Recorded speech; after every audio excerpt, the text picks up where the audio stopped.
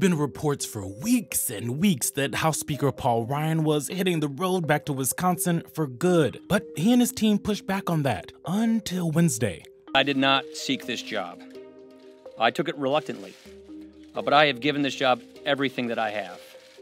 And I have no regrets whatsoever for having accepted this responsibility. In his announcement, Ryan said his decision was about family, not being a weekend dad to his children. But it's not the only reason. Ryan never wanted to be Speaker. He's a policy nerd who wanted to cut taxes and reform things like Medicare and Medicaid. But the job became more difficult with a fractured caucus and an unpredictable president. Ryan joins the dozens of Republicans heading for the exit this year, with many of them looking at the mounting evidence of a blue wave heading for DC. I think he sees the writing on the wall, which is that this is going to be a really tough year for Republicans. These retirements aren't good for morale in the House GOP conference because it makes it look like the rats are leaving the ship. The generic ballot average from Real Clear Politics is showing a 7-point advantage for Dems in the midterms this year.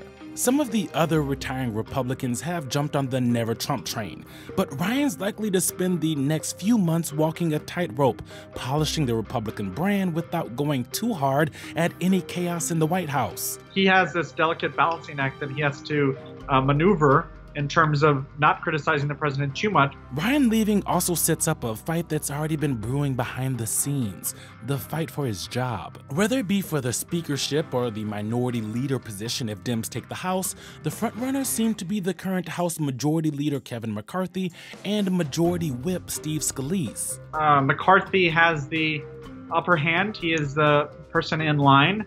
But Scalise, if he views McCarthy as vulnerable, he will continue his campaign. And so it's this shadow boxing. Ryan's exit comes after a slog of a year with the gavel, and he's leaving some of his big initiatives on the table.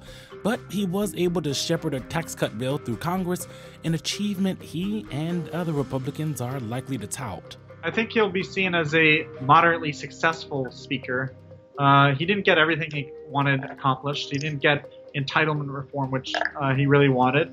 But he did get tax reform and tax cuts last year, and that was a big victory for him.